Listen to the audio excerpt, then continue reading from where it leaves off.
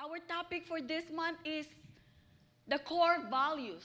It's not an accident that our 25th anniversary, after 25th anniversary, we have these topics that we should go back. What is the very important in a Christian life, in our journey? Because even the great people in the past, in the Bible, they've proven it without God. They lost track. They lost their call. They lost their purpose. Amen? Without God. And so it is very good for us to be reminded on our first Sunday in our 26th anniversary where we should be always. Amen? And the very tatak, no? Ano ba sa English ang tatak? Brand, no? The DNA of Gia. We always hear this. Hear and obey. Amen? For us to be able to do what God wants us to do, we should be able to hear Him. Amen? And after we hear Him, even the preaching of Nanay Edna last Sunday, we should always go back to hearing and obeying. Amen? So let's go. Let's see. Even Moses, no? Moses has been used by God very mightily sa kanyang chosen people. So we will be talking more about from the Old Testament. So let's start off dito sa Deuteronomy chapter 4, verse 1. Let us see this. And now, O Israel, so the people of God, Israel, listen. Another version here, listen to the statutes and the rules that I am teaching you. Sabi ni Moses, and do them that you may live and go in and take possession of the land that the Lord, the God of your fathers, is giving you. The land, the God of your fathers. Amen? So our theme is from generation to generation. The God of Abraham, Isaac, and Jacob. So the God is the same from generation to generation, from the very start until forever. It has no end. He is the same God. He is the one God that we worship even right now. Amen? The God of your fathers is giving you. So the key word here is listen or hear. So talagang pag may ibababa na instruction from the Lord, si Moses, ginagather niya ang Israelites and he starts off with hear or listen. Amen? It is very important. How can you do the instruction? How can you do the work if you don't know the instruction? Amen? You know the relay? Diba? Yung message relay. Old na relay na yan. But if you're hearing, if there's a problem with your hearing, at aligaga ka, hindi ka marunong makinig ng maayos, mali-mali ang ipapasa mo na message to the next player. Amen? So how important? It is very, very important that we are hearing, that we have a listening ear. Amen? So sabi ni Moses, listen. Ano daw ang i-listen? Ano daw ang dapat matanggap? Ang statutes, ang rules, ang mga teaching, ang mga commands, ang mga instruction ng Lord. Amen. Is this important? Do we find this important to really know the instruction of the Lord? Amen? Kasi this is our anchor. What's the use of being a Christian if you don't know the instruction of the Lord? So you will live and you will do whatever you want to do. Amen? Is that how being a Christian? No. Amen? Being a Christian, our Lord, masusunod. Amen. God, listen, sabi ni Moses. And go in and take possession. So this is where, importante because the Lord has promised them the land which is flowing with milk and honey, where they will not be oppressed anymore. Amen? The promise of God. And that's what we want. Mga kapatid, brothers and sisters, iyon yung pinanghawakan natin, yung promise ng Lord, di ba? Yan yung nagbibigay sa atin ng encouragement, yun ang nagbibigay sa atin ng hope. Even though, sabi, even when I don't see it, even if I don't feel it. Amen? Pinanghawakan dahil may pinanghahawakan tayo. We're holding on to the promise of God even though we don't see it yet. Even if we don't feel like it. Amen? So the Lord said here, the promised land, the God of your fathers is giving you.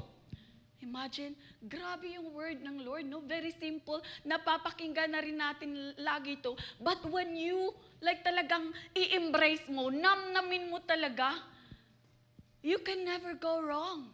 Amen? Hallelujah. And you will never have a reason to be discouraged and to give up. Hallelujah. So, giving you. So, the speech, kung mapapansin natin, the speech of Moses turns from recounting of what happened in the past to exhortation. Actually, this passage, this very chapter, is entitled Moses' exhortation for obedience of the Israelites. Amen? So, listen is a common injunction in Deuteronomy, and it means heed or hear and obey. Amen. So when you say heed, it's like you have something preconceived in your mind, or you have plans. But when you hear the word of God and the instruction of God, you heed, you yield, you changed, amen, into something that what God wants you to do. And then you obey. Amen? So, ang promise is that you may live. So, you know what? This chapter again, dito medyo nakakalungkot to kay Moses. Because they're about to enter the promised land. But Moses, who worked for how many years? 40 years, more than 40 years. Dinala niya yung stubbornness ng mga tao. No? Hinarap niyang lahat ng mga problema. But he himself cannot enter the promised land. So even though that he cannot enter the promised land, no, in contrast sa sinasabi niya na but for the people, itong living, sabi niya, to live that you may live sa land, sa promised land that the God of your fathers is giving you. So God's gift of His law was designed for their good. Amen. Although, na-disqualify si Moses, but then the law na binabababa niya, that is why he knew how important it is to really follow the instruction, the law of God during that time. Amen. It's because you don't want to be disqualified, and they experience a lot already. They've seen the signs and wonders, and they've seen also the wrath of God, that instantly they were swallowed up by the land. Amen? Death. Their forefathers, because of their disobedience. That is why, bago si Moses mag-depart sa kanila, kasi, kahit hindi nag-enter si Moses sa promised land, but God really has been with them. Amen? Hanggang sa last breath niya, God was there. And it says that it was God Himself. It's like no one was that close to God like that of Moses. Amen? So that is really something that they have to hear. They have to listen to the exhortation of Moses to them. Amen? So obeying the law, the people, sabi doon, the people could experience a fruitful life. And that is the same as of today. That is what we want fruitful life. Sabi natin sa ating vision, chosen, appointed, go, and then that we should bear fruit. And that our fruit remains fruitful. That is, iyon talaga ang tatak ng ating bilang pagka-Kristiyano. Amen? How we are attached to our God is also because of our fruitfulness. Amen? Hindi lang, ang fruits naman na sinasabi natin, hindi lang material things. Amen? But even through our characters. Amen? Characters, ang puso natin. Amen? So, that is the fruit. We will be fruitful as we obey the instruction of the Lord. Amen. Sabi pa doon sa Deuteronomy chapter 5 verse 1, sabi ulit, "And Moses summoned all Israel and said to them, Hear, O Israel, the statutes and the rules that I speak in your hearing today, and you shall learn them, and be careful to do them." Again, exhortation, ini-exhort. Kailangan kasi ng mga tao lagi mariremind eh. I mean, why do we preach the Word of God every Sunday? Sana kung kailangan lang tayong ma-save, di ba? Sana hindi na tayo kailangan mag-Sunday worship service pa, amen? Hindi na tayo kailangan mag-Bible study. But we need, this is what the Lord has said, na we cannot do without seeking or studying His Word. Seeking Him through His Word. Sabi ni Moses ulit, summoned all the Israel. Parang ganito ngayon. Amen? Kaya naman, di ba, if you know that the Word of God will be preached on that day, and you know that God has something for you, why would you choose not to go? Why would you choose to sleep or whatever you're doing? Why are we not excited to come every Sunday when we know that God has something for us? Hallelujah. Are we excited? Or baka naman parang napipilitan lang tayo.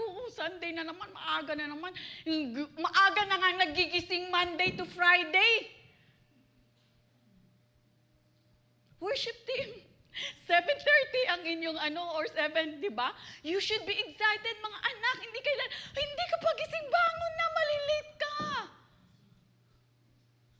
Amen. Because the Word of God is the treasure.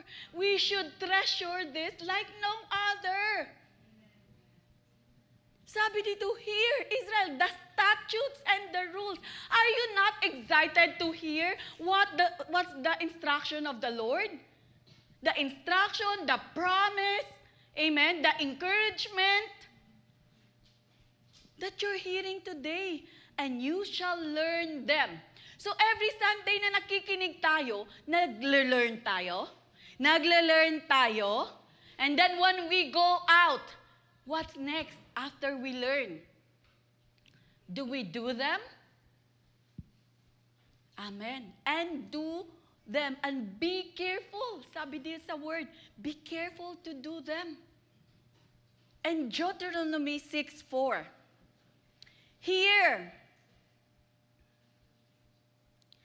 O Israel, the Lord our God, the Lord is one. Hear, O Israel, people of God. Amen? Even now in the New Testament, we are the people of God. So hear the word of God. The Lord is one. There's no one. Why? Why is it important that established there that the Lord our God, the Lord is one? Dahil siya lang. Amen? Only His instruction of how we should live ang pakikinggan natin. Amen? We should not get all other instructions from the world. Amen? Or for other gods. We just heed. We just hear and obey the instruction coming from the Lord our God. The Lord is one. Amen? So here, Shema, in Hebrew word, Hear. So, are we hearing today? I pray that all our ears are open to hear and receive the word of God. It may not be true, it may not be new to our hearing, but this is what the Lord is reminding us today. Amen. Hallelujah. Thank you, Jesus. Hallelujah. So Deuteronomy 6, verse 5, our main verse. Sabi dito, kasi sa verse 4, sabi niya ni Moses, hear the word of the Lord. The word of the Lord, you shall, can we all read this? You shall love the Lord your God with all your heart and with all your soul and with all your might. Amen. Wow. That is the instruction of the Lord. That we should love Him. Amen. Do we love God? Amen. Yes, we do love God. We've experienced God's love. And again, I always say that God is very, very good to us because He does not instruct us or expect something from us that He did not do for us first. When He expects us, when He said, love the Lord your God, because He already shown how much He loved us. Amen? Love the Lord your God with all your heart, with all your soul, and with all your mind. Moses repeatedly exhorted the Israelites to respond to God's love. Amen? To respond. Sabi nga natin, be assured tayo sa pagmamahal ng Lord. Amen? So, all that's left for us to do is to respond rightly. And that is to love Him back. How should we love God back? With all our heart. With all our soul. With all that within us. So this is what Moses is exhorted to the Israelites to respond to God's love. With what? With exclusive and total devotion. Do we understand when we say total devotion? Total devotion. So our quiet time, only 10 minutes? 15 minutes? How many times do we do it? In a week. So can you consider what you're doing, what effort you're investing into your relationship with God as a devotion? And better yet, total devotion, exclusive devotion. That in your heart, no one else's take the first place. The first place, but God. In your emotion, in your soul, in your mind, everything that within you. Amen. That is why I said, during the anniversary, we've given all our might. But that's not just for special occasions.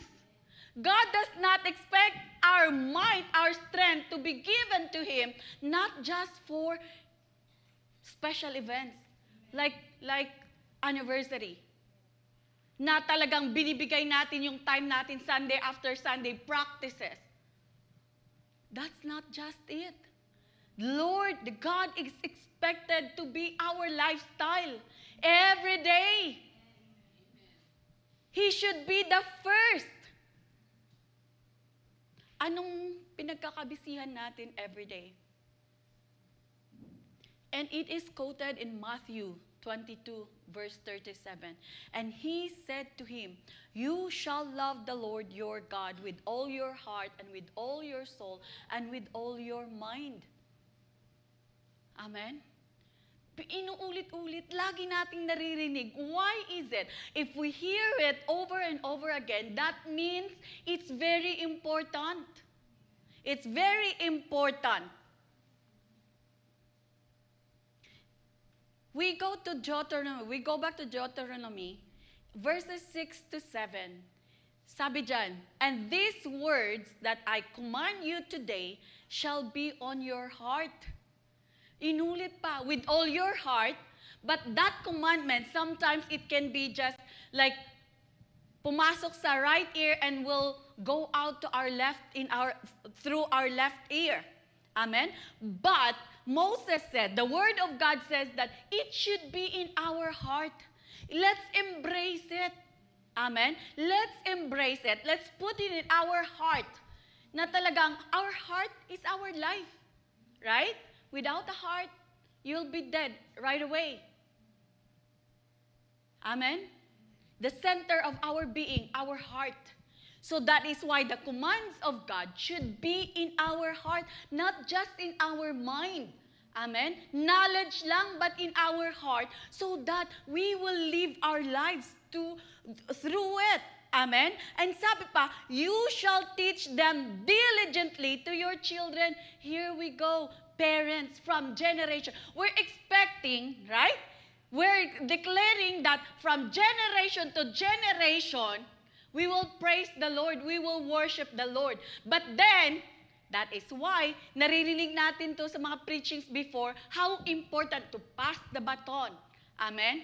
To disciple. Because even in the Old Testament, this is what they do.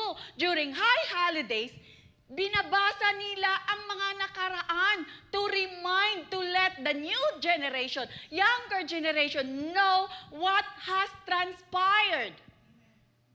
Anong nangyari? Just like in Gia Toronto, anong nangyari nung first 5 years, the next 6 to 10 years of Gia Toronto? It is very important that the congregation knew.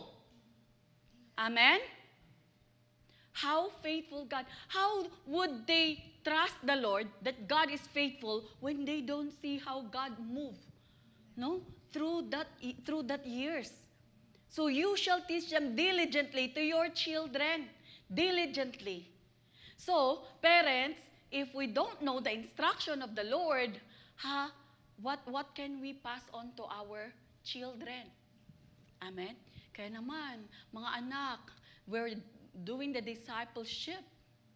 Cell leaders, there's a greater responsibility for you because you have cell members, mga anak sa cell group, na maipasa ang truth of God, na maihanda sila for their call. Amen?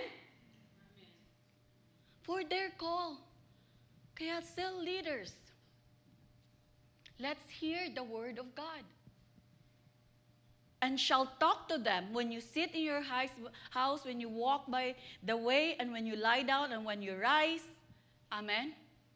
So, the heart, God wants our heart, and He's demanding, because He's instructing, right? Demanding for our heart to totally love Him. So when you, no, nakita natin dito, parang contrasting itong, sabi, and when you walk the way, and when you sit, and when you lie down, and when you rise. So it means in everything that we do. In everything that we do. Hindi pwedeng, time out muna. God has no part in this time of my day. Amen? When I watch TV, that's my me time. Amen? That's my me time. But it's saying here, God has a very high standard. He expects that much to us. So, is He worthy? Parang, ano ba siya? May karapatan siya? May karapatan siya mag-expect that much to us, from us? Amen. Yes, He does. Because everything that we have comes from Him. Because He is a good, good God. Hallelujah. So when we say, how do we love the Lord? With all our heart, with all our soul, with all our mind. How do we love? But sometimes, no, I love the Lord the most when I received the answered prayer. Amen? When yung pinaka-kaantay ko ay dumating. When I'm surrounded with people, no, like here in Sunday's worship services, I feel the mighty presence of God and I love Him. Like you can shout to the world, shout to the Lord, shout talagang with all your ano kang boses mo nung Friday. Hindi, ewan ko, napansin niyo ako kasi matataas yung mga kanta. Talagang binigay ko lahat.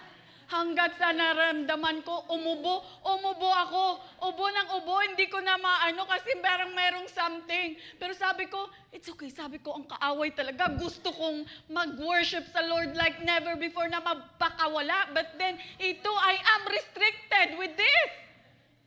Sabi ko pa kay Kay doon sa likod, pakpakin mo muna yung likod ko.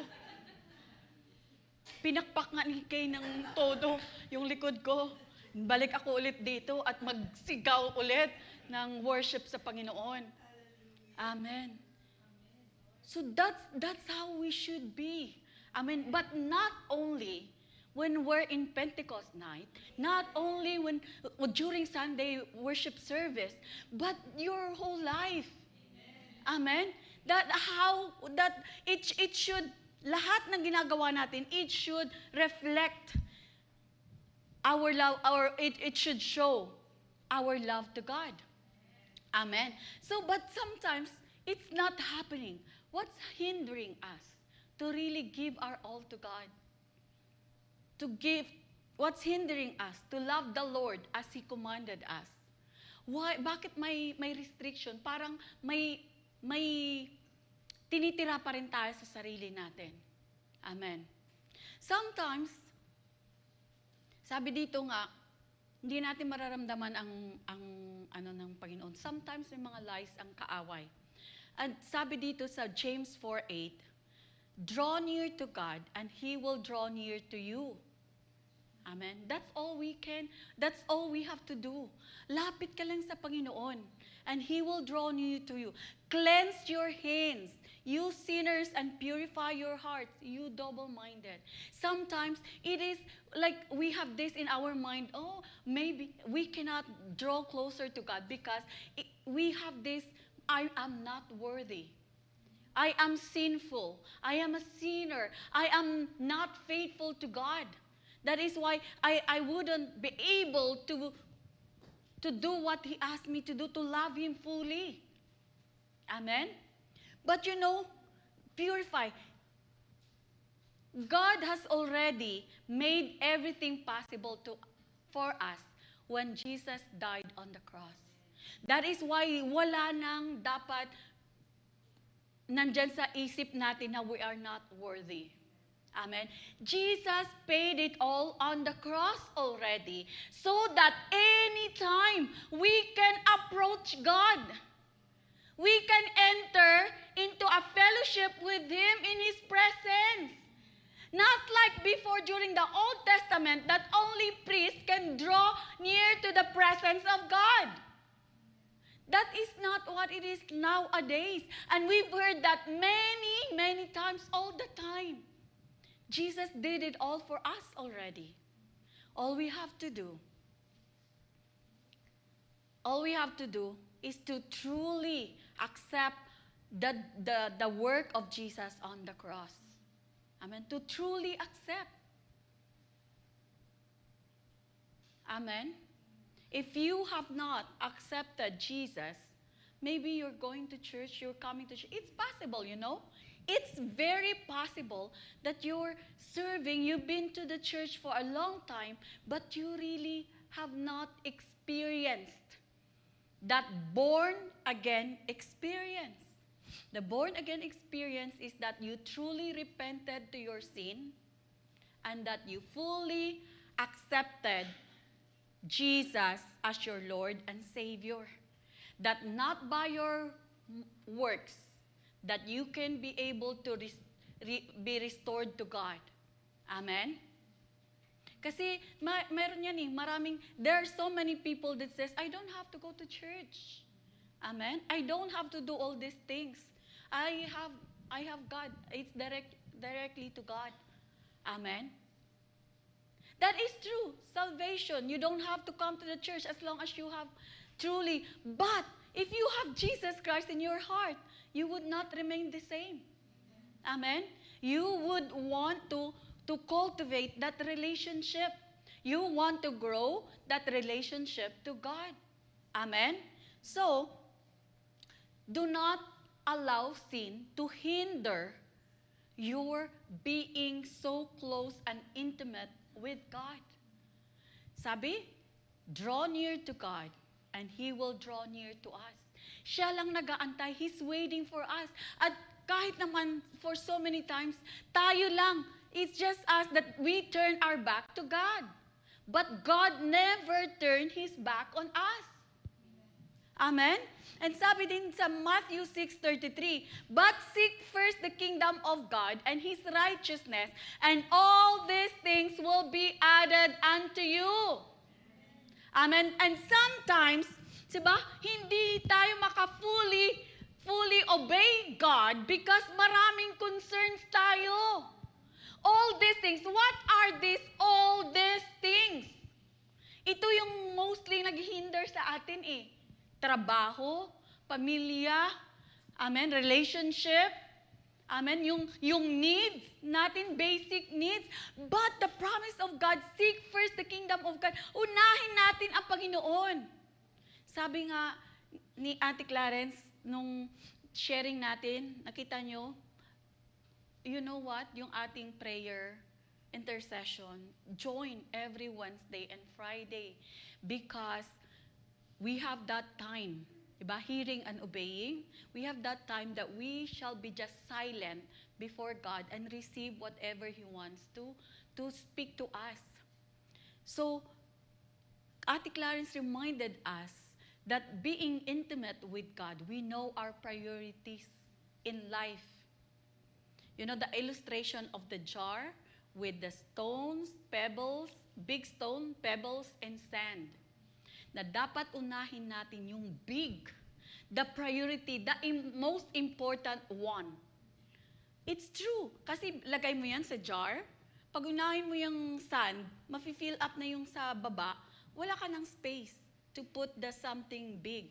But if you put something big, may mga spaces na maliliit where the pebbles can fit, and the last one, the sand, na talagang mag-fit lang yan. Wherever is the empty, yung space na pwedeng ma-fill up. Amen? So that's how it is in our Christian life. Unahin natin ang Lord. Sabi, seek first the kingdom of God. It is the kingdom that is our priority, kingdom of God. His instruction, our relationship with God, His presence, that's the main thing. And the small parts will just fit in. I mean, all these things, sabi din, all these things shall be added unto you. Yung pinagpoproblema, mga concerns natin, mga issues natin, yung mga basic needs natin, pag inuna natin ang Lord, darating yun. Amen? Let's see the word of the Lord in Philippians chapter 3, verses 7 to 8. Sabi ni Paul, but whatever gain I had, I counted as loss for the sake of Christ. Verse 8, indeed, I count everything as loss because of the surpassing worth of knowing Christ Jesus my Lord. For His sake, I have suffered the loss of all things and count them as rubbish, in order that I may gain Christ. You know, Paul, he was, alam natin yung kwento ni Paul, di ba? Siya yung number 1 persecutor, no? Hinahatulan niya yung mga witnesses, yung mga Christian in the early church.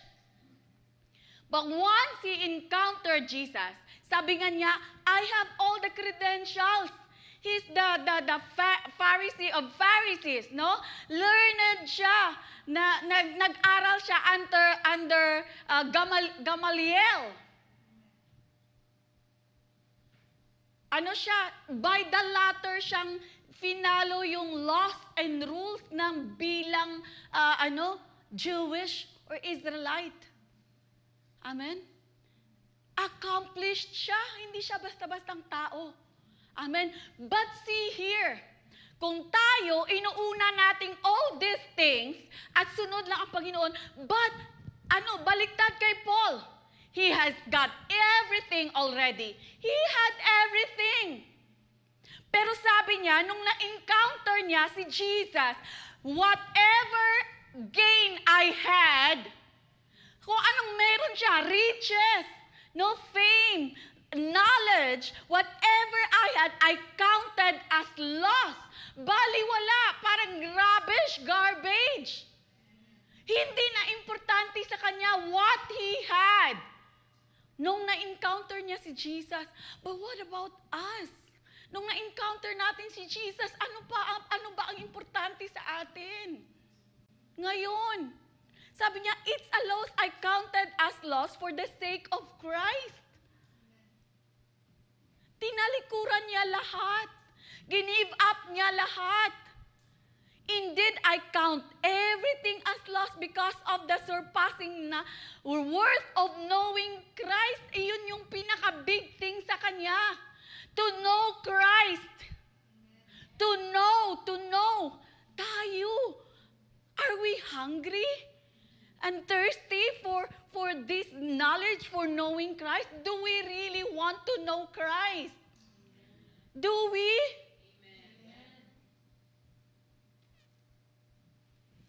Knowing Christ, Jesus my Lord, for His sake I have suffered. Ang ganda ng buhay niya. Amen? Pero after encountering Jesus, He suffered a lot. Wala na siyang bahay. Hindi na siya umuwi. Journey after journey. At lahat ng journey na yon, suffering, sacrifices.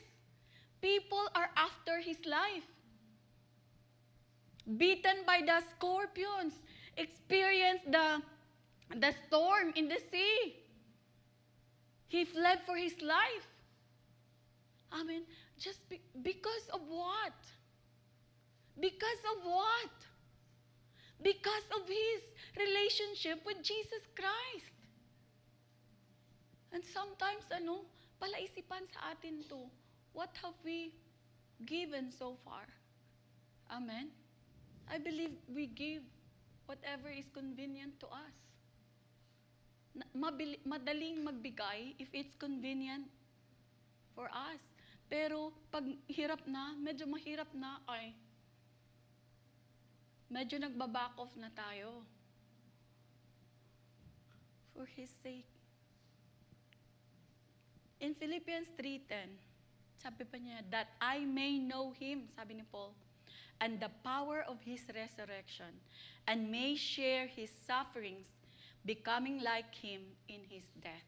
That is why madali sa kanya, kasi tanggap talaga ni Paul. Nasa puso niya, sabi pa nga niya, di ba? To live is for Christ, and to die is gain. Nothing in this world na-attract sa kanya. I may know Him and the power of His resurrection. Even in His suffering, He knew how much Jesus suffered for His sake. Tayo din, di ba, alam natin how much Jesus has suffered, how much He has given. He's given His all for all of us. Amen. And so we can partake with His sufferings. And it's okay. Amen? Let's not be afraid to suffer or to sacrifice a little. Amen? Because it's only temporary. Our eyes, Paul's eyes, is focused on the life after here. Eternal life. That is why he was confident to say that to die is gain. That's our gain already. If we die, if we live here on earth as Jesus, with Jesus, when we die, it is gain. But we cannot say the same for those that doesn't have Jesus Christ. Amen. So, sabi dito sa Deuteronomy 4:3, ibabalik ko tayo doon sa Old Testament. Sabi ni Moses doon, remind that your eyes have seen what the Lord did. We've experienced God, right? We've seen how He moved in our situation. We've seen prayers answered. We've seen sick being healed. We've seen provision when there was a need. Hindi nagkulang ang Panginoon sa atin. The Lord did not lack, we did not lack anything. Amen? Even though we see there's a need, but God provided it. Amen? So we've seen, you have seen what the Lord has done. This is what Moses have told the Israelites when God brought them out of Egypt. It is very important to really know and remember what God has done for us. Amen? It builds our trust. It builds our faith that when we see again the same problem, the same difficulties, we are expecting that God will move again. He did it before, He will do it again. Amen? And sabi niya sa verse 9, only take care and keep your soul diligently, lest you forget the things that your eyes have seen, and lest they depart from your heart all the days of your life. Again, ni-remind tayong make them known to your children and your children's children. Amen. So here, what's next?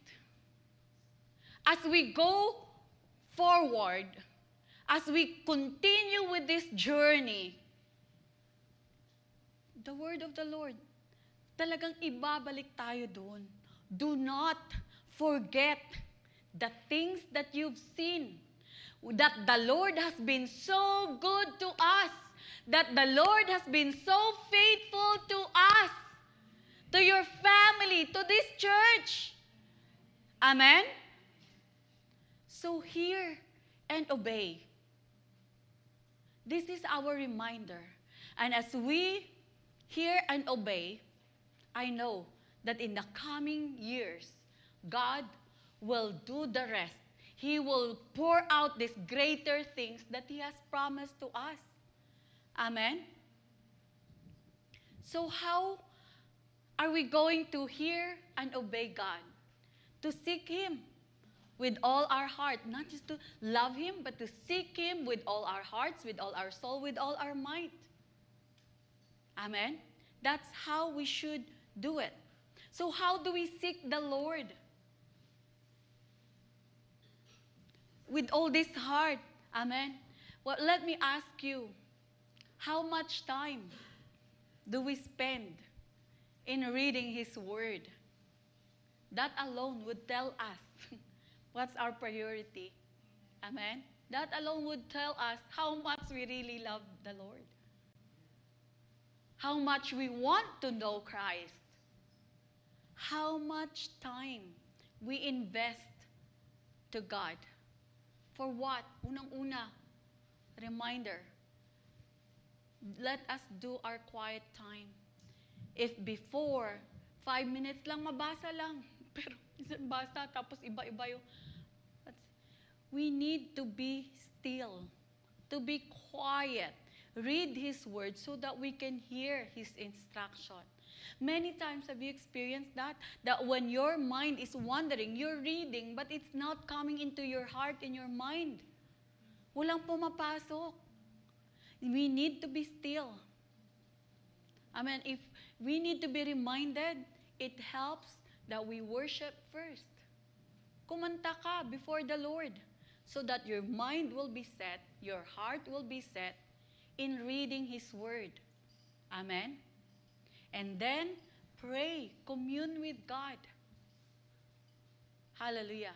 So if we have been spending our time for only 10 minutes because you have to be at work at a certain time, just wake up 30 minutes earlier or even 20 minutes earlier so that you can be still and hear God. Amen? Amen. Let us be intentional. Have you done it before? Let us be intentional in our seeking with God. Intentional. Maybe it helps, using your Bible instead of your phone. You know the danger of the phone?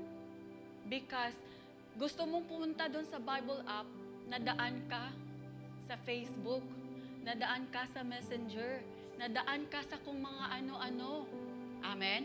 So that is why, use the very word, the Bible of God. Then nakalimutan na ang quiet time. Kasi nakita na yung balita, the whole world. Nawala na. So let us be intentional. Let us use our Bible in our quiet time. Amen? Shall we do that? That is the very key. The Word of God. Read the Word of God. Amen? God is always right there, waiting for us. Every time, He's waiting for us to call upon Him and to experience Him. So are we excited for more of God in our lives? Let us hear the Word of God and let us obey them. Let us all stand. Hallelujah, God. Hallelujah, Lord.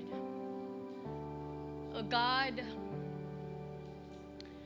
our Abba Father, our one and only God, the Lord of our lives. Here we are, God. We're saying, oh Lord,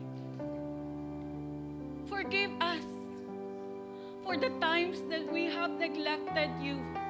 For the times, oh God, that we prioritize all other things except you, oh God. Today, Lord, and right now, we're saying we want to know more of you. We want to seek you, oh God, with all our hearts, with all our soul, with all our might. That we want, oh God, to be intentional, Lord, in seeking and growing in our relationship with you, oh God. That just like that of Paul, Panginoon, that all the rest is nothing compared to knowing you, oh God. Give us that heart and mind, oh God, to know you, to want to know you more and more, oh God, in our lives, Lord. Because nothing compares, Lord, in this world, nothing compares than knowing you intimately, personally, oh God. Hallelujah, Lord. Hallelujah. Thank you, God, for over and over again, Lord, you've shown us how much you love us, oh God. You've forgiven us over and over again, and you are so patient with us, oh God. You've given us so many chances, oh God, but allow us, oh God, Lord, to have a heart, Lord, to really follow you like never before, oh God. Oh, hallelujah, Lord. Behold your people. Behold your church, oh God. And even those who are joining online, Lord, you know them, you are seeing them, oh God. If there's anyone, Lord, that hasn't come to an intimate relationship with you, oh God, and all these things that hearing and obeying you, Lord, is so new to them. Right now, oh God, I pray by the power of the Holy Spirit, let your word and your saving power come upon them. Lord, even as they just confess with their mouth, saying, Lord Jesus, Come into my heart. I want to make you as my Lord and Savior. I know I am a sinner, but I also know and have heard that Jesus, you died on the cross to pay for my sins. I want to have this Jesus in my life, the Jesus of given all for me. Hallelujah. Hallelujah. That's all it takes, mga kapatid. Your confession and your faith in your heart that God loves you eternally and that He sent Jesus Christ, His Son, on the cross, to die on the cross and resurrected. And so we are alive and we are the children of God because of what Jesus Christ has done on the cross. Be confident and continue to open your heart and your mind to the Word of God. God is seeing you and He will supply all your needs, whatever you want, as long as you're willing. God is there for you to grow in you, to become stronger in you. Amen. Hallelujah. Thank you, God. Thank you, Lord. Truly, Lord, your love upon us is eternal. And even while we're still here, oh God, on earth, continue to be with us. Continue to strengthen us, oh God. And that we will continue to worship you with all our heart, oh God, for you deserve it all, oh God. Even right now, Lord, as we worship you, prepare our hearts, search our hearts, oh God, in Jesus' name.